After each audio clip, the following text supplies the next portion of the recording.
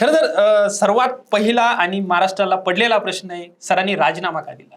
मी राजीनामा का दिला? खरं सांगायचं म्हणजे नाही, राजीनामा तुम्ही दिला, पण त्यानंतर म्हणजे आपल्या पत्नी सौ अनुराधाताई चव्हाण ह्या फुलंब्रीच्या आमदार आहेत. परंतु वृत्तपत्रात असं आम्हाला वाचायला मिळालं, की त्या नाराज आहेत. खरंच नाराजी आहेत, की आता दूर झाली आहे? साहजिक आहे कोणत्याही गृहिणीला, कोणत्याही स्त्रीला त्याच्या कुटुंबातले कोणी एखादं एवढ्या मोठ्या पदावर गेल्यानंतर निश्चितच. परंतु जेव्हा तुम्ही राजीनामा दिला, तेव्हा एक अशी चर्चा झाली, की पालकमंत्र्यांचा जो व्हिडिओ आला किंवा घाटीच्या बांधकामाविषयीची चर्चा झाली. नेमकं सत्य काय आहे? आणि त्यातलं तुम्ही पण स्वतः अनेकदा स्वतः बोलले आहात, की नेमकं तुम्ही बोलवलं होतं, ते म्हणतात त्यांनी बोलवलं. काय घडलं? अतिशय महत्त्वाचा विषय आहे. पालकमंत्री आणि आमची त्याच्यापूर्वी 2 वेळेस चर्चा झाली होती त्या कामाबद्दल. मी आमचे व्हिजिलन्स क्वालिटी कंट्रोलचे अधीक्षक अभियंता आहे, त्यांना सूचना दिल्या होत्या ते काम जाऊन पाहणी करा आणि त्याचे हे मुद्दामून असं वाटतं का, की मुद्दाम तेवढी छोटीशी क्लिप आणि त्यात तुम्ही दिसतायत, पालकमंत्री थोडं नाराज दिसतायत, मग ते पूर्ण व्हिडिओ आला नाही असं म्हणायला हरकत नाही?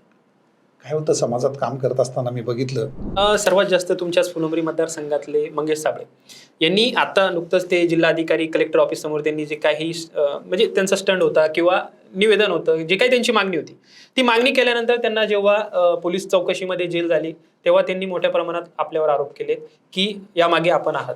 याबद्दल सत्य काय? आता भविष्यात खासदारकीची चर्चा मोठ्या प्रमाणात तुमची झाली होती. 2024लाही तुम्ही राजकारणात याल आणि तुमचं स्लोगन होतं अंत अस्ति प्रारंभ. मग आता प्रारंभ राजकारणाचा कसा? नमस्कार, मी आपल्या सर्वांचा मित्र अक्षय दाटे. खरं तर मागच्या काही महिन्यांपासून अख्ख्या महाराष्ट्रात एकच चर्चा आहे, अतुल चव्हाण सर यांनी राजीनामा का दिला? खरंच हाच प्रश्न आहे. मागच्या जे काही चर्चा चालू आहेत त्या सर्व चर्चांची, प्रश्नांची उत्तरं आज आपण घेणार आहोत. खरं तर अतुल चव्हाण सरांबद्दल जर सांगायचं झालं, मागच्या 32 वर्षापासून प्रशासकीय सेवेत त्यांनी सेवा दिलेली आहे. मग त्याच्यात समृद्धी महामार्गाचा विकास असेल किंवा पुण्यातील जी काही डेव्हलपमेंट आपण बघतोय, सर्किट हाऊस असेल, आयुक्तालय असेल, कलेक्टर ऑफिस असेल, सर्व काही त्यांच्या नेतृत्वात, त्यांच्या मार्गदर्शनाखाली झालेलं आहे. आणि असा एक नेतृत्व की ज्यांच्या राजकारणात सुद्धा चर्चा आहे, समाजकारणात सुद्धा चर्चा आहे आणि अधिकारी म्हणून एक नावलौकिक आहे. नुकतंच त्यांनी PWDचे मुख्य अभियंता मराठवाड्याचे असं पद होतं सरांकडे आणि त्याच पदाविषयी सुद्धा चर्चा खूप झाली आहे. त्यानंतर पालकमंत्र्यांचा तो व्हिडिओ आणि त्यानंतर जे काही चर्चेला उधाण आलंय, त्या सगळे प्रश्न जे काही तुम्ही विचारले होते, त्या सर्व प्रश्नांची उत्तरं आपण घेणार आहोत, की नेमकं काय घडलं होतं आणि सत्य काय आहे आणि राजीनामा काय द्यावा लागला. कारण 3 वर्ष बाकी होते. सर्वांनी मेसेज सुद्धा केले होते आपल्या व्हिडिओमध्ये, की सरांनी राजीनामा द्यायला नव्हता पाहिजे, अजून त्यांची सेवा बाकी आहे. महाराष्ट्रात अनेकांचे प्रश्न आपल्या व्हिडिओवर आले होते. तो व्हिडिओ तुम्ही सर्वांनी बघितलाच आहे. त्याच सर्व प्रश्नांची उत्तरं आज आपण जाणून घेणार आहोत. आपल्या सोबत स्वतः मुख्य अभियंता असलेले अतुल चव्हाण सर आहेत, त्यांच्याकडनंच ती उत्तरं जाणून घेणार आहोत. नमस्कार सर. नमस्कार. नमस्कार. खरं तर सर्वात पहिला आणि महाराष्ट्राला पडलेला प्रश्न आहे, सरांनी राजीनामा का दिला? सर्वप्रथम मी अक्षयजी आपलं मनपूर्वक आभार मानतो. आपण मला बोलवलं आणि माझं मत मांडण्याची संधी दिली. सगळ्यात महत्त्वाचं म्हणजे ह्या सगळ्या काळामध्ये काही गैरसमज असे बरेच झालेत. तर ठीक आहे, पण आपण आपलं मत, आपली भूमिका मांडली पाहिजे, म्हणजे खरी भूमिका लोकांपर्यंत जाईल आणि ती मांडण्याची संधी आज मला तुम्ही दिली, त्याबद्दल तुमचे खूप आभार. मी राजीनामा का दिला? खरं सांगायचं म्हणजे माणसाचं आयुष्य हे फार फार तर 75 वर्षाचं, खूप चांगलं असेल तर 100 वर्षापर्यंत त्याचे 3 ते 4 भाग केले जातात. पहिला असतो बालकाश्रम, दुसरा असतो गृहस्थाश्रम, तिसरा असतो संन्यस्ताश्रम आणि मग शेवटी आपल्याला. तर यामध्ये कसं आहे की पहिले 25 वर्ष मी शिक्षणाच्या याच्यात घालवले, नंतरचे 25 वर्ष मी सेवेत, म्हणजे अर्थार्जन असेल, कुटुंबाचं उभं करणं, या सगळ्या गोष्टीत म्हणजे त्यात घातले. त्याच्यानंतरचे 25 वर्ष माझी जबाबदारी, मला असं वाटतं की अशी असली पाहिजे की मी समाजाचं जे काही देणं लागतो त्यासाठी मी माझं 25 वर्षाचं आयुष्य घालवलं पाहिजे. ऑलरेडी मी 4 वर्ष लेट झालो.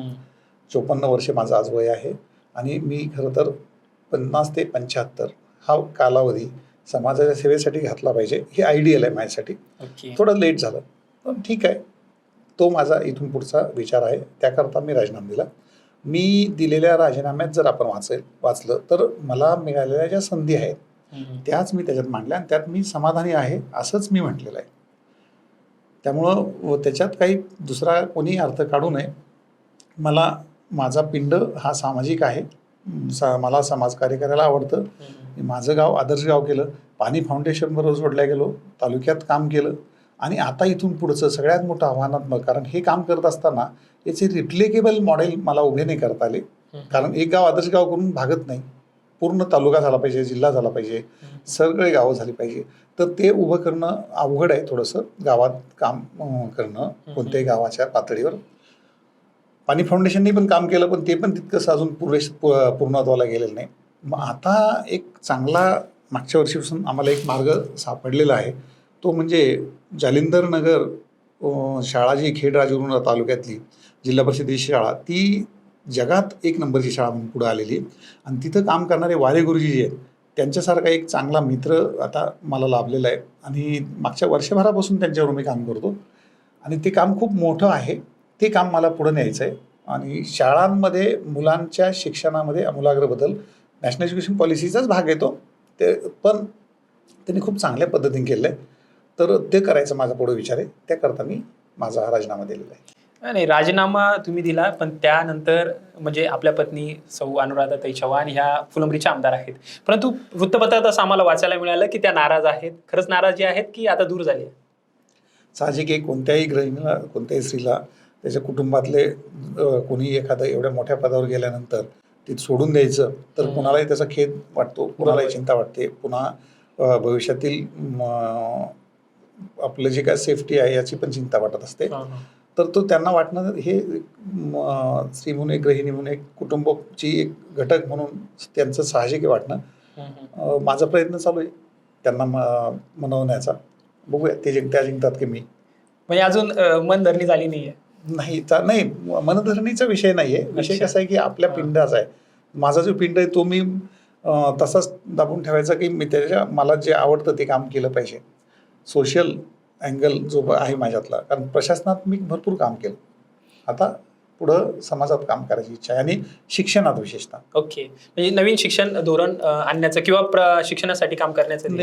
आता मी तुम्हाला सांगू इच्छितो, जालिंदरची वारे गुरुजी जे आहेत त्यांच्या मागच्या वर्षभरापासून आम्ही त्यांचे ज्या शिकवण्याच्या ट्रिक्स आहे मुलांना खूप छान आहेत. त्या अशा 30-32 वेगळ्या ट्रिक्स आहेत त्याचे आम्ही व्हिडिओज बनवले. आणि त्याच्यानंतर आम्हाला अशा सूचना आली की त्या व्हिडिओजबरोबर तुम्ही त्यांचे पुस्तिका पण बनवा. ती पुस्तिका बनवली, खूप छान झाली ती. आणि त्याबरोबर आणखी एक आलं की पाणी फाउंडेशननं प्रशिक्षण कार्यक्रम खूप इफेक्टिव्हली राबवलेला आहे. तर पाणी फाउंडेशनसारखं हे तयार करा. तर वारे गुरुजींनी आता 4 दिवसाचा प्रशिक्षणाचा कार्यक्रम तयार केला. त्याच्यातलं प्रशिक्षक म्हणून आणि माझ्या सौभाग्य त्यांच्या फुलंब्री विधानसभा मतदारसंघातल्या ज्या शाळा आहेत त्या शाळांच्या विद्यार्थ्यांना घडवण्याचं काम करण्याचं आमचं हे. आजच सकाळी आम्ही आमच्या शाळेत पालक सभा ठेवली होती. त्याची काल जिल्हा परिषदेच्या किनगावच्या शाळेत ठेवली पालक सभा. आणि त्या पालक सभेच्या माध्यमातून आम्ही पालकांना हे करणं, पुन्हा मुलांना हे करणं, त्यांच्या शैक्षणिक जडणघडण करणे, यासाठीचा आमचा पुढचा प्रयत्न असेल. निश्चितच. परंतु जेव्हा तुम्ही राजीनामा दिला तेव्हा एक अशी चर्चा झाली की पालकमंत्र्यांचा जो व्हिडिओ आला किंवा घाटीच्या बांधकामाविषयीची चर्चा झाली. नेमकं सत्य काय आहे? आणि त्यातलं तुम्ही पण अनेकदा स्वतः बोलले आहात की नेमकं तुम्ही बोलवलं होतं, ते म्हणतात त्यांनी बोलवलं. काय अतिशय महत्त्वाचा विषय. पालकमंत्री आणि आमची त्याच्यापूर्वी 2 वेळेस चर्चा झाली होती त्या कामाबद्दल. मी आमचे व्हिजिलन्स क्वालिटी कंट्रोलचे अधीक्षक अभियंता आहे, त्यांना सूचना दिल्या होत्या ते काम जाऊन पाहणी करा आणि त्याचे जर काम खराब असेल तर त्याचा अहवाल सादर करा. पण दुर्दैवानं मराठवाड्यातलं जे अधीक्षक अभियंता दक्षता गुणनियंत्रण मंडळाचं जे पद आहे त्या पदावर मागच्या 8-9 महिन्यापासून कोणता अधिकारी नाही आहे. आणि मी शासनाला पण त्याच्या पत्रावर करावं लवकर भरा ते पद, पण ते खाली असल्यामुळं त्या अधिकाऱ्यांचं जाणं झालं नाही. पालकमंत्री एक दिवस मला म्हटले आपणच दोघं जाऊ. आता कसं आहे की कोणत्याही एखादं पाहणी वगैरे असलं तर त्या पाहणीमध्ये पत्रकार वगैरे शक्यतो नसतात बरोबर. आधी पाहणी करून त्याच्यातली शहानिशा करायची आणि मग निर्णय द्यायचा, असं हे असतं. तिथं झालं असं की आम्ही दोघंही त्या कामावर नाराज. आम्ही दोघंही असं ठरवलं होतं की त्या कॉन्ट्रॅक्टरला जर दोषी असेल तर त्याच्यावर कारवाई करायची, जे कोणी अधिकारी दोषी असेल त्याच्यावर. आणि आमच्या दोघांचंही मत तेच होतं. ओके. तिथं मुख्य अभियंत्यांचा कोणताही तसा त्या कामाच्या दैनंदिन पाहणीवर किंवा याच्यावर रोल नव्हता. बरोबर. आता तिथं हे मी आपल्या माध्यमातून सांगतो आपल्या सर्व दर्शकांना की त्यात निश्चित त्रुटी आहेत आणि त्याच्यावर कारवाई करण्याचे आम्ही नियोजित केलेलं आहे आणि लवकरच ती कारवाई होईल. माझं पण मत, पालकमंत्र्यांचं जे मत आहे तेच आहे की कामं दर्जेदार झाली पाहिजे आणि ती कामं समाजाच्या उपयोगात आली पाहिजे. तिथं दुर्दैवानं तसं झालेलं नाही. घाटी हा सगळ्या गरिबांसाठी एक महत्त्वाचा विषय, जिव्हाळ्याचा विषय, तर ते अत्यंत गरजेचं आहे कारवाई होणं. ती आम्ही ऑलरेडी प्रस्तावित केली. हे मुद्दामून असं वाटतं का की मुद्दाम तेवढी छोटीशी क्लिप आणि त्यात तुम्ही दिसतायत, पालकमंत्री थोडं नाराज दिसतायत, मग ते पूर्ण व्हिडिओ आला नाही असं म्हणायला हरकत नाही?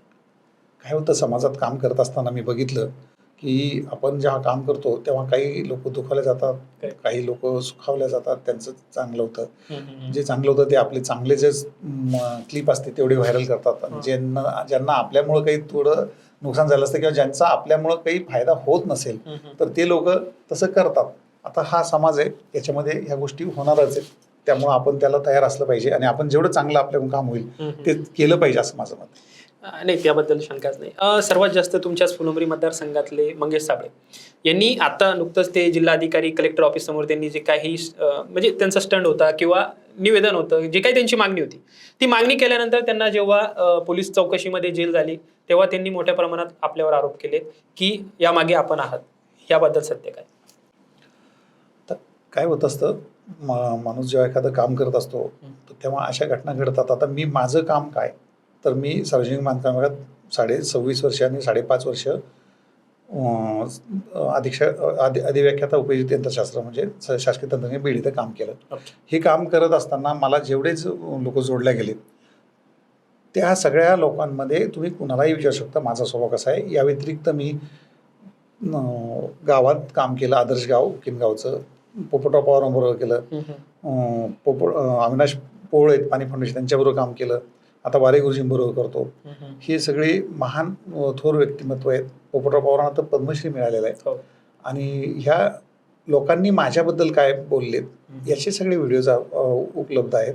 तर आपण एखादा स्टंटबाजी करणाऱ्या मुलाला, जो की समाजाच्या व्यवस्थेमुळं त्याला ती वेळ आलेली त्याच्यावर, बेरोजगारी म्हणा किंवा काय असेल, तो स्टंटबाजी करणारा, त्याचं ऐकायचं का पोपटराव पवार, अविनाश पोळ, चीफ जस्टिस ऑफ इंडिया किंवा मुख्यमंत्री हे काय बोलतात ते ऐकायचं, हे समाजानं ठरवायचं. कसं आहे की उगाच कोणीतरी काहीतरी रील करतं आणि स्टंट करतं म्हणून त्याला ऐकायचं, याला काही अर्थ नाही. आणि आरोप कसं आहे की कोणाला आरोप काही करता येतात. मी एक अधिकारी आहे आणि मी सनदशीर मार्गाने झालेलो अधिकारी, तर माझी जबाबदारी काय येते, मी मंगेश साबळेला नोटीस दिली पाहिजे, तर तशी मी नोटीस त्याला सर्व केली. तो खूप हुशार असल्यामुळे त्यांनी गावाकडं राहत नाही, शहरात राहतो, एका ठिकाणी दुसऱ्या नावावर घर घेतलेलं आहे, तिथं नोटीस पाठवली. त्यांनी नोटीस रजिस्टर एडीन पाठवली, त्यांनी बरोबर घरच्यांना सांगून ठेवलं, घेतली नाही नोटीस. पण पुढचा मार्ग माझा मोकळा आहे. तुमच्या माध्यमातून मी आज प्रेक्षकांना सर्व हे सांगू इच्छितो की मी त्याला नोटीस सर्व केली आणि माझा हा व्हिडिओमध्ये हेच त्यांनी माझी नोटीस समजावी आणि पुढच्या न्यायालयीन प्रक्रियेला अवमान याचिका मी दाखल करणार त्याच्याविरुद्ध, त्याला त्यांनी तयार राहावं. अच्छा. सर, आता तुम्ही बोलता बोलता म्हणालेत की तुमचा जो प्रवास आहे अभियंताचा तो कसा होता, कारण की सर्वांना ऐकायचं आहे की कोणत्या गावापासून, म्हणजे किनगाव या गावापासून जी सुरुवात झाली ती मुख्य अभियंतापर्यंत, कारण प्रवास खूप महत्त्वाचा आहे, प्रेरणादायी आहे. अनेक तरुणांना सुद्धा त्याच्यातनं मार्गदर्शन मिळत आहे. अनेक तरुण तुम्हाला लाडके काका म्हणतात, तर तो एक प्रवास आम्हाला निश्चित ऐकायचा.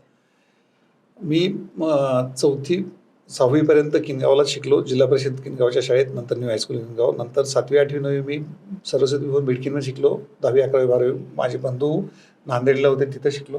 आणि नंतर अभियांत्रिकी, स्थापत्य अभियांत्रिकीचं शिक्षण मी शासकीय अभियांत्रिकी महाविद्यालय छत्रपती संभाजीनगर त्यावेळेचं औरंगाबादतून 1993 साली पूर्ण केलं. आणि मला लगेच 22व्या वर्षी अधिव्याख्याता म्हणजे लेक्चरची नोकरी मिळाली गव्हर्नमेंट पॉलिटेक्निकमध्ये.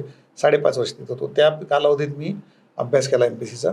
मित्रांनो, MPSCचा अभ्यास करणारे तुमचे जे काही प्रेक्षक वर्ग असेल त्यांना मी या निमित्तानं सांगू इच्छितो की कोणती खडतर परीक्षा किंवा मोठी परीक्षा पास व्हायची असेल तर तुम्हाला 3 ते 5 वर्ष तयारी करावीच लागते. आणि ती मी केली. मी पूर्ण मनाची खुणगाठ बांधली होती की आपल्याला यशस्वी व्हायचं आहे महाराष्ट्र अभियांत्रिकी सेवा परीक्षेत. आणि मी तो झालो. आणि सगळ्यात उच्च पद जे सहाय्यक कार्यकारी म्हणतात त्याच्यावर माझं सिलेक्शन झालं, निवड झाली. आणि 1 मार्च 2000ला मी रुजू झालो. त्यानंतर मी मुंबई, वैभववाडी सिंधुदुर्ग जिल्ह्यातलं, सातारा, पुणे, नगर, मुंबई आणि संभाजीनगर या ठिकाणी काम केलं. याच्यात मला सगळ्यात जास्त संधी मिळाली काम करायची पुणे येथे. त्यामुळं पुण्याच्या म्हणाल तर मग पुण्याच्या जडणघडणीमध्ये तिथलं जिल्हाधिकारी कार्यालय असेल, सर्किट हाऊस असेल, त्याला ग्रीन बिल्डिंग म्हणतात, तिथे खूप आयुक्तालय आहेत, राज्यस्तरावरची कार्यालय आहेत. तर आदरणीय अजितदादांच्या मार्गदर्शनाखाली तिथं कृषी आयुक्तालय असेल, शिक्षण आयुक्तालय असेल, सारथीचं मुख्यालय असेल, जमाबंदी आयुक्तालय, नोंदणी भवन, अशा सगळ्या इमारती, एकापेक्षा एक चांगल्या इमारती तिथं उभ्या करता आल्या, याचं खूप मोठं समाधान मला आहे. आणि संभाजीनगरला आलो तेव्हासुद्धा इथं युनिव्हर्सिटीमध्ये डिजिटल स्टुडिओ असेल, लॉ स्कूल असेल, मॉडेल कॉलेज होतं घनसावंगीला, इथलं अन्न औषध प्रशासन इमारती, ह्या इमारती खूप वर्ष बंद पडून होत्या. त्या इमारती पूर्ण केल्या, त्या उपभोक्ता विभागात हस्तांतरित केल्या. हे खूप चांगलं काम माझ्या हातून घडू शकलं. मला ती संधी मिळाली करायची. आणि सगळ्यात महत्त्वाचं म्हणजे महाराष्ट्राची जी मुख्य वाहिनी समजली जाईल असा समृद्धी महामार्ग, त्याची आखणी करायची पण संधी मिळाली. आणि मागच्या वर्षी जे 50 वर्षापेक्षा जास्त काळावधीचं कोल्हापूरकरांचं स्वप्न होतं ते सर्किट बेंचचं, ते 1 महिन्यातच काम पूर्ण करून तिथं सर्किट बेंच सुरू करण्याचं सुद्धा काम करण्यात ते सौभाग्य लाभलं. ते पण खूप मोठं समाधानकारक आहे. आणि त्याची प्रशंसा माननीय मुख्यमंत्री महोदय आणि माननीय त्यावेळचे chief justice of India Gavai सरांनी केली. त्याचा खूप अभिमान वाटतो. आता तुम्ही बोलताना पुण्याचा उल्लेख केला, स्वर्गीय अजितदादांचा उल्लेख केलाय. खरं तर अजितदादांच्या काय आठवणी आहेत? कारण की अजितदादा सारखा नेतृत्व महाराष्ट्र विसरू शकत नाही आणि तुम्ही सर्वात जवळचे अजितदादांचे होतात. मग त्या नेमकं कशा पद्धतीचे किस्से आहेत? खरं म्हणजे अजितदादांच्या जाण्यानं पुन्हा एकट्याचं दुकट्याचं नाही तर अख्ख्या महाराष्ट्राचं नुकसान झालं आहे. आणि ते न भरून येणारं नुकसान आहे. आता कसं असतं, इतिहासात जर तरला स्थान नसतं. जर अजितदादा असते तर काय झालं असतं हे सांगणं शब्दात शक्य नाही. पण दादांना गेल्यानं नुकसान खूप झालं. आणि मला तर ते अगदी लहान भावाप्रमाणे वागवायचे आणि खूप छोट्या छोट्या गोष्टींमध्ये ते लक्ष घालायचे. महात्मा गांधी म्हणायचे, मोठा माणूस कसा कळतो, तो छोट्यातली छोटी गोष्ट जेव्हा तो लक्षात ठेवतो आणि करतो चांगली, तर ती गुण अजितदादांचे खूप चांगले होते. स्वच्छतेची त्यांना प्रचंड आवडती. ते यांनी प्रोफेशननं जरी ते अभियंता किंवा आर्किटेक्ट नसले, वास्तुशास्त्र नसले, तरी ते परत ते आर्किटेक्ट होते. ते स्वयंशिस्तीची प्रेरणा त्यांच्याकडून घेतली आम्ही. त्याच्यानंतर त्यांना स्थापत्य अभियांत्रिकीतलं खूप ज्ञान होतं. या व्यतिरिक्त त्यांना निसर्गाची प्रचंड आवड होती. संभाजीनगरचे मला एक खूप चांगला किस्सा आठवतो. प्रशांत गिरे म्हणून मित्र आहे माझे, जनसहयोग म्हणून ते संस्था चालवतात आणि खूप वृक्षारोपण चांगलं केलं त्यांनी. तर दादांना जेव्हा सांगितलं तर दादा मे महिन्याच्या उन्हाळ्यात दुपारी 12:30 वाजता त्या ठिकाणी व्हिजिटला आले आणि 1-2 तास त्यांनी घालवले. अतिशय सर्जनशील आणि पाण्यासारखं स्वच्छ व्यक्तिमत्व म्हणजे दादा. दादांचा अधिकाऱ्यांवर जो दबाव होता किंवा एक वचक होती, ती आज कोणत्या नेत्यात दिसत नाही. म्हणजे बऱ्यापैकी असायला पाहिजे. तर तो अधिकाऱ्यांनी ते जो दबदबा आहे किंवा त्याबद्दल काय सांगाल? कसं असतं ना, काम करून घेताना काय महत्त्वाचं आहे हे दादांना लक्षात आलं होतं. खरं म्हणजे आदरणीय पवारसाहेबांनी तिशीमधल्या या तरुणांना जेव्हा 1999ला पहिल्यांदा मंत्री केलं आणि त्यांना जी शिकण्याची संधी मिळाली, त्यामुळं ते इतके चांगले तयार झालेत. दादा असेल किंवा त्यांचे सगळे सहकारी असतील, जयंत पाटील साहेब असतील, नाराराबा असतील, वळसे पाटील साहेब वगैरे, तर यांना काय केलं ना एखादं काम होऊ शकेल, कसं केलं पाहिजे याची सगळ्यात चांगली जाण दादांना होती. आणि ते काम होण्यासाठी कुणाला बोललं पाहिजे ते थेट त्यांना बोलायचे. वारंवार मिटिंग घ्यायचे दादा. आणि एखादं काम झालं नाही तर चिडून न त्याच्यात ते पुन्हा ते त्या कामाच्या परसिस्टन्स म्हणजे त्याला पाठपुरावा करायचे आणि ते काम होईल असं बघायचे. तर हे जे गुण आहेत दादांचे ते एकमेव द्वितीय आहेत. आणि ते गुण खरंच एखाद्या नेत्यात असणं अत्यंत आवश्यक आहे. त्यानंतर सर्वात जास्त म्हणजे फडणवीस सरांच्याही तुम्ही जवळ आहात, त्या फडणवीस सरांबद्दल काय सांगाल? नाही, फडणवीस सरांचं तर प्रश्नच नाही. त्यांच्या एवढं अभ्यासू आणि हुशार व्यक्तिमत्व आणि एखाद्या गोष्टीचं त्यांना आकलन इतक्या फास्ट होणारा नेता मी बघितला नाही. म्हणजे मी त्यांच्या बऱ्याच बैठका अटेंड केल्या. 2014 ते 2019 पण मी मुंबईत मंत्रालयात उपसचिव होतो. समृद्धी महामार्गाच्या वेळेस आम्ही त्यांच्याबरोबर काम करायची मला संधी मिळाली. तर त्यांना आकलन हे प्रचंड फास्ट होतं. त्यांची क्षमता ही खूप चांगली कुशाग्र बुद्धिमत्ता आहे. आणि नेतृत्व असं आहे की ते लगेच ओळखतात कोणत्या गोष्टीत काय केलं पाहिजे, म्हणजे काय निर्णय घेता येईल. एक जिव्हाळ्याचा प्रश्न, फुलंब्री मतदारसंघामधल्या जनतेच्या काय भावना होत्या जेव्हा तुम्ही राजीनामा दिला? मला प्रचंड फोन आले, बऱ्याच वेळेस फोन बंद करून बसावं लागलं. सगळ्यांचं म्हणणं एकच होतं की एवढ्या मोठ्या पदावर इतक्या ग्रामीण भागातून आपल्या भागातून गेलेले तुम्ही पहिलेच आहात, तर तुम्ही सचिव होईपर्यंत राजीनामा देऊ नका, असं सगळ्यांचा आजही आग्रह आहे, माझ्या सौभाग्यवतींसह सगळ्यांचा. तर कसं असतं, शेवटी आपण जेव्हा जीवन जगत असतो आपल्या काही उद्दिष्ट असतात, सगळ्या गोष्टी आहेत, पण बऱ्याच वेळेस त्या आपल्याला इतरांच्या सगळ्यांच्या भावना ओळखून आपल्याला आपलं थोडंसं मन मारून काम करावं लागतं. तर तसं सध्या चालू आहे. बरं, आता फुलंब्रीचा आम्हाला एक तो किस्सा ऐकायचा आहे की फुलंब्रीच्या आमदार म्हणजे बनण्यामध्ये सर्वात जास्त 90% नाही 100% वाटा तुमचाच आहे, सिंहाचा वाटा आहे. तर तो किस्सा कसा आहे? नाही, त्याच्यात 100% वाटा आहे आदरणीय नानांचा. अच्छा, नानामुळे. आम्ही फक्त खारीचा वाटा, त्यातले पॉईंटमध्ये आम्ही आहोत. कारण आदरणीय नानांचं तिथं 35-40 वर्षाचं तपश्चर्या होती. त्यांनी ती खूप छोट्या याच्यातून ते बांधणी केली मतदारसंघाची आणि सगळ्या लोकांशी त्यांचा कनेक्ट आहे. आणि खरंच ते ऋषितुल्य व्यक्तिमत्व आहे. आदरणीय नानांसारखं मार्गदर्शन आम्हाला लाभलं, यामध्ये आम्हाला खूप आनंद आहे आणि त्यांच्यामुळेच हे आज सगळं शक्य झालं. बरं, आता भविष्यात खासदारकीची चर्चा मोठ्या प्रमाणात तुमची झाली होती. 2024लाही तुम्ही राजकारणात याल आणि तुमचं स्लोगन होतं अंत अस्ति प्रारंभ. मग आता प्रारंभ राजकारणाचा कसा असेल? पहिली गोष्ट म्हणजे खासदारकीसाठी बोलतो. कसं असतं, कोणतेही आमदार असो खासदार असो, ह्या काही जिल्हा परिषद किंवा ग्रामपंचायतच्या निवडणुका नाही आहेत. हे याचा मतदान करणारा मतदार वर्ग खूप मोठा असतो. लोकसभेला तर 20-20 लाख मतदान असतं. हे इतकं सोपं नाही. ठीक आहे, आपल्या जसं पवारसाहेबांचे 4 खासदार असले तरी त्यांचे लोक पंतप्रधान पदाचे दावेदार म्हणायचे, तसं आपले 100 मित्र असले आणि आपले पॅट्रियट असले आणि ते खासदार म्हणत असले तर त्यांच्या समाधानासाठी आपण ते म्हणायचं हो.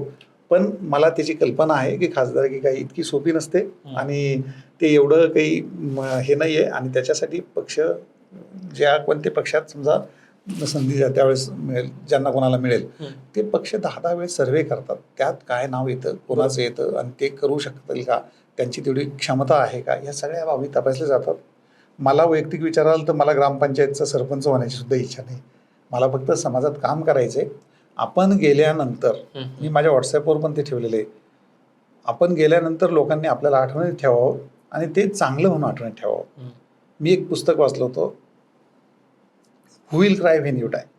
त्यामध्ये काय म्हटलं की बाबा तुम्ही समजा म्हणजे कोणी आहे आता अतुल चव्हाण गेल्यानंतर त्यांना पंचतत्वात विलीन करण्यासाठी जाऊन घेऊन गेले जातील स्मशानभूमीमध्ये, तिथे ठेवल्यानंतर तिथं उभे असलेले सगळे जे लोक आहेत काय विचार करतात, त्या सगळ्या लोकांच्या मनात एक कॉमन विचार काय असेल, एक कॉमन विचार लसावी. तर त्या सगळ्यांच्या मनात जो एक कॉमन विचार असेल ना, तो विचार म्हणजे तुमच्या जीवनाच्या जगण्याचं ध्येय असलं पाहिजे. मग मी खूप विचार करून माझ्या व्हॉट्सॲपवर ठेवलं की to make people around me happy and who is around me, the whole world is around me. ते ठेवलंय मी, तुम्ही बघू शकता. तर सगळं जग आनंदी करायचं हा माझ्या जीवनाचा उद्देश आहे. तुम्ही म्हणता ते खरं आहे, जग आनंदी करणार, परंतु त्या दिवशी ते जग कसं आनंदी राहणार? नाही, कसं असतं, जग आनंदी केव्हा होतं की जगाच्या लोकांच्या ज्या काय त्यांच्या हे गरजा आहेत त्या सगळ्या पूर्ण झाल्या, ज्याला जे वांछिल तो ते लाभो, हे जेव्हा होईल तेव्हा जग आनंदी होत असतं. मी गेल्यानं आनंदी होईल असं म्हणत नाही मी, पण मी गेल्यानंतरही ते आनंदी राहतील. ओके, यासाठीचा प्रयत्न आपला असला पाहिजे आयुष्यभर, तो असेल. बरं, आता तुम्ही समाजसेवेत पण म्हणजे आता जेव्हा राजीनामा दिला आहे जवळपास 8-10 दिवस झाले, या 8-10 दिवसात तुम्ही फुलंब्रीवर बऱ्याचशा म्हणजे दौरे चालू आहेत. जसं तुम्ही आत्ता बोलता बोलाली की शाळेसाठी शिक्षणासाठी काम करायचं आहे, तर नेमकं सध्याची काय रुटीन चालू आहे, म्हणजे आता लोकांच्या काय भावना आहेत किंवा कशा? मी खूप आता आदर्श गावचं असेल, पाणी फाउंडेशन असेल, इतरही बरेच सामाजिक याच्यात काम करून बघितलं. मुलांचे 12वी झालेल्या मुलांचे पण हे घेतलेत आम्ही मार्गदर्शन शिबिर वगैरे. ह्या सगळ्यांमधून मला एक लक्षात आलं की सध्याची समाजाची घडी विस्कटलेली आहे, ती विस्कटण्याचं मूळ कारण आहे शिक्षण. आणि शिक्षण जर चांगलं दिलं गेलं, उच्च नीतिमूल्यांचं दिलं गेलं, त्या मुलांना त्यांच्यामधले व्यावसायिक नैपुण्य घडवण्याचं शिक्षण दिलं गेलं आणि त्यांना जर 10वी-12वी पर्यंतच ह्या सगळ्या गोष्टी त्यांना आत्मसात करता आल्या की त्यांना ज्या गोष्टीत आवड आहे त्या गोष्टी करता आल्या, मग ते स्किल डेव्हलपमेंट असो किंवा त्यांना ज्या विषयात आवड आहे ते विषय, त्या खेळात आवड आहे ते खेळ त्यांना मिळाले, ह्या सगळ्या गोष्टी जेव्हा होतील आणि ते मुलं घडतील, 18 वर्षाचा युवक जेव्हा 12वी नंतर बाहेर पडेल तेव्हा तो ह्या समाजाचा एक चांगला घटक, त्याला त्याची स्वतःचे काय स्ट्रेंथ आहेत, मग त्याचे स्वतःचे काय मजबूत बाजू आहेत, त्याचे स्वतःचे विकनेस काय आहे, म्हणजे त्याच्यामध्ये त्रुटी काय, त्याच्या पर्सनॅलिटीमध्ये त्याला काय काय संधी आहेत म्हणजे अपॉर्च्युनिटी आहे आणि त्याच्या पुढं काय आव्हानं आहेत म्हणजे थ्रेट्स काय आहेत, ह्या सगळ्या गोष्टीचं म्हणजे त्याला स्वॉट अनालिसिस म्हणतो आपण. त्या स्वॉट अनालिसिस तो स्वतःचं करू शकला पाहिजे, स्वतःच्या पायावर उभं राहायला पाहिजे. इतर समाजातल्या मुलांना जे काय त्याच्या शक्तीनं शक्य आहे तेवढ्यानं त्यांनी मदत केली पाहिजे. समाजात चांगलं गोष्टी घडण्यासाठी त्यांनी प्रयत्न केला पाहिजे. हा केला तर आपला समाज बदलू शकेल. नाहीतर आता सध्या ज्या वळणावर आपण आहोत ते अतिशय खडतर वळण आहे. आज खूप बाहेर आंदोलनं ह्या गोष्टी होत आहेत. त्या होण्याच्या मागची कारणं म्हणजे शिक्षण आहे आणि बरोबर. तेच जर केलं तर सगळा समाज आपला बदलू शकेल याच्यावर माझा ठाम विश्वास आहे आणि तो इथून पुढे माझा करण्याचा मानस आहे. नाही, आता तुम्ही शिक्षणाकडे म्हणजे शिक्षण या विषयी काम करण्याकडे उत्सुक वाटचाल आहात. परंतु अनेक जिल्हा परिषद शाळांमध्ये खूप भयानक अवस्था आहे. मराठी शाळेची गळती होती आहे. लोकांकडचा कल इंग्लिश मीडियमकडे आहे, जिल्हा परिषदकडे कमी आणि सरकारही त्याच दिशेने काम करते असे आरोप मोठ्या प्रमाणात होत आहे. त्याबद्दल काय सांगा? तुम्ही अतिशय चांगला प्रश्न विचारला आणि याच प्रश्नावर आमचं काम चालू आहे. फुलंब्रीच्या तालुक्यातील किनगावच्या शाळेत आम्ही काम सुरू केलं मागच्या 6 महिन्यापासून. त्या शाळेत 4थी पर्यंतची जिल्हा परिषद शाळा आहे. तिथं 25 ॲडमिशन वाढले आणि माझं किनगावचं घर जसं आहे त्याच्यापेक्षा चांगली ती शाळा आम्ही केलेली आणि ती एकच नाही तर सौभाग्यवतींच्या विधानसभा मतदारसंघातल्या सगळ्या शाळा ह्या त्या गावातील कोणत्याही चांगल्या घरापेक्षा चांगल्या असतील हा आमचा प्रयत्न आहे आणि त्याची सुरुवात आम्ही केली 15 ते 20 तारखेच्या दरम्यान म्हणजे 17 ऑगस्टला आमच्या आदरणीय नानांचा वाढदिवस आहे. त्या दिवशी आमची किनगावची शाळा रयतेची शाळा हा कन्सेप्ट वारे गुरुजींनी आम्हाला दिला आहे आणि त्याचं आम्ही तिथं सुरुवात करणार आहोत. तिथं प्रशिक्षण घेणार आहोत सगळ्यांचं शिक्षकांचं. त्यांनी कसं पद्धतीने मुलांना शिकवलं पाहिजे करणार आहोत. तुम्ही जर जालिंदरनगरच्या शाळेला माझी तर तुम्हाला विनंती दिली लक्षजी तुम्ही एवढं काम करताय समाजात तर जालिंदरनगरच्या शाळेला व्हिजिट द्या. वारे गुरुजींचा एकदा पॉडकास्ट करा. नक्कीच. वाबळेवाडीच्या शाळेला व्हिजिट द्या. यूट्यूबवर माहिती आहे सगळी आणि त्याच धर्तीवर आम्ही आता काम सुरू केलं आहे. मला खात्री आहे की एक दिवस असा येईल की ह्या जिल्हा परिषदेच्या शाळा ज्या सगळ्या मुलांना माझ्यासारख्या सगळ्या मुलांना जे शिक्षण देतात ह्या शाळा ह्या उच्च नीतिमूल्यांचं शिक्षण देणाऱ्या आणि देशाचे जबाबदार नागरिक घडवणाऱ्या शाळा बनतील आणि त्यातून तसे नागरिक घडतील. पुढं देश उभा राहील यासाठीचा तो प्रयत्न आहे आमचा. निश्चितच. एक पर्सनल प्रश्न विचारतो. आपल्या फुलंब्रीच्या आमदार सौ अनुराधाताई चव्हाण यांच्याबद्दल काय सांगाल? त्यांचा प्रवास कसा आहे आणि तुमचा म्हणजे कारण की तुम्ही अधिकारी आहात त्या आमदार आहेत तर या प्रवासात कसं बघता? नाही त्या माझ्या आयुष्यात आल्यापासून आनंदच आनंद आहे. 26 जून 1990 आमचा विवाह झाला मातोश्री दर्डा मंगल कार्यालय यवतमाळ येथे आणि तेव्हापासून मला मागं पाहावं लागलं नाही ते आजपर्यंत आणि मला खात्री आहे की इथून पुढं सुद्धा हा प्रवास चढताच असेल आणि आम्ही दोघंही आमच्या परीनं समाजाची सेवा करू. महत्त्वाचं कसं आहे की मी जरी अधिकारी असलो तरी त्यांच्यामध्ये असलेलं सोशल हे त्यांच्या घरी तुकडोजी महाराज राहिलेले आहेत आणि त्यांना त्यांच्यावरती संस्कार आहेत. हा एक भाग आणि दुसरा भाग कसा आहे की त्यांना आवड समाजसेवेची त्यांना पण आहे. त्यामुळं आणि सगळ्यात महत्त्वाचं आपण समाजामध्ये जेव्हा फक्त पुरुषप्रधान संस्कृती आपली होती तर त्यावेळेस स्त्रिया बाहेर पडत नव्हत्या पण त्यांना मी बाहेर पडायला हे केलं विनंती केली आणि त्यांनी त्याचं सोनं केलं. खूप चांगलं काम त्यांचं उभं करता येत त्या आणि पुढेही त्या चांगलं काम करत राहतील यासाठी त्यांना शुभेच्छा आणि आम्ही दोघंही समाजाच्या सेवेत इथून पुढं काम करायला. यस, निश्चित. जाता जाता आमच्या तरुणांना जे काही स्पर्धा परीक्षेची तयारी करतायत किंवा ज्यांना अधिकारी बनायचं आहे त्यांच्यासाठी काय संदेश असेल? जे मुलं MPSC UPSCचा किंवा इतर स्पर्धा परीक्षेचा अभ्यास करतायत त्या मुलांना माझं एकच सांगणं राहील की बाहेर जे पेपरमध्ये येतात न्यूज पेपर फुटला किंवा काय झालं तर हे 2% 5% असतं. 95% हे निखळ स्पर्धेच्या माध्यमातून आणि प्रामाणिकपणेच होत असतं. जर तसं नसतं तर माझ्यासारखा एक गरीब घरातला शेतकरी कुटुंबातला तरुण हा 3 स्पर्धा परीक्षा पास झाला नसता. आणि आताही आम्ही बघतो जी मुलं येतात ती अतिशय साध्या घरातली पण जिद्दीनं आणि मेहनतीनं कष्टानं ते तिथं येतात. तर या बाकीच्या जे याच्यात छापून येतं याच्यावर विश्वास न ठेवता आणि आपल्या अभ्यास चांगला करायचा. 3 ते 5 वर्षे जरी लागले तरी चालतं पण अभ्यास ताकदीनं करायचा आणि इथपर्यंत मी तर असं ध्येय ठेवलं होतं की MPSCनं ॲडव्हर्टाईज काढली आणि एकच जागा काढली तर ती माझ्यासाठी असेल. इतकी आपण मन घट्ट बनवायचं किंवा आपण मनाला सकारात्मक संदेश द्यायचा. कसं असतं ना की आपलं सगळं शरीर सजीव आहे, आपल्या पेशी सगळ्या सजीव आहेत. मग जेव्हा आपण मनाशी घट्ट खूनगाठ बांधतो की मला हे करायचंच आहे तेव्हा आपला मेंदू सगळ्या पेशींनाही संदेश पाठवतो आणि मग त्या पेशी सगळ्या सजीव पेशी जागृत होऊन ते एका दिशेने काम करायला लागतात आणि त्याचं मग लेसर बीम बनतो. त्या पोलादाला सुद्धा भेदायची तो ताकद ठेवतो. त्यामुळं सकारात्मक राहा आणि प्रचंड अभ्यास करा, जास्तीत जास्त वाचन करा. त्यामुळे माणूस प्रगल्भ होतो आणि त्याला सगळ्या प्रश्नांची उत्तरं पण मिळतात. त्यातूनच त्याची प्रगती होऊ शकते. तोच एकमेव मार्ग आहे स्पर्धा परीक्षाचं चक्रव्यूह भेदण्याचा. निश्चितच. खरं तर हा संदेश आमच्या सर्व तरुणांना एक मोलाचा मार्गदर्शन ठरणार, त्याबद्दल शंकाच नाही. आता ही चर्चा न थांबणारीच आहे. येणाऱ्या काळात जे काही प्रश्न असतील त्या प्रश्नांची उत्तर देण्यासाठी सर परत एकदा येणारच आहेत. अनेक तरुणांचे प्रश्न असणारच आहेत. जे काही चर्चा मागच्या महिन्याभरात संपूर्ण राज्यात चालू होती त्या सर्व प्रश्नांची उत्तरं सरांनी व्यवस्थितपणे आणि जे काही सत्य आहे ते सत्य सांगितलेलं आहे. खरं तर जे काही मिथ्स होते ते सुद्धा स्पष्ट झालेले आहेत आणि येणाऱ्या काळात सरांच्या हातनं पूर्ण संभाजीनगर असेल किंवा महाराष्ट्र असेल, मराठवाडा असेल, त्याची सेवा निश्चितच घडेल अशी अपेक्षा व्यक्त करूया. आणि आपल्या तरुणांनाही सुद्धा खूप महत्त्वाचा संदेश सरांनी दिलाय, तो तुम्ही पाळाल आणि येणाऱ्या काळात तुम्ही सुद्धा सरांच्या मार्गदर्शनाखाली किंवा मार्गदर्शन घेऊन अधिकारी बनाल अशी अपेक्षाही सुद्धा व्यक्त करतोय. धन्यवाद सर. नमस्कार.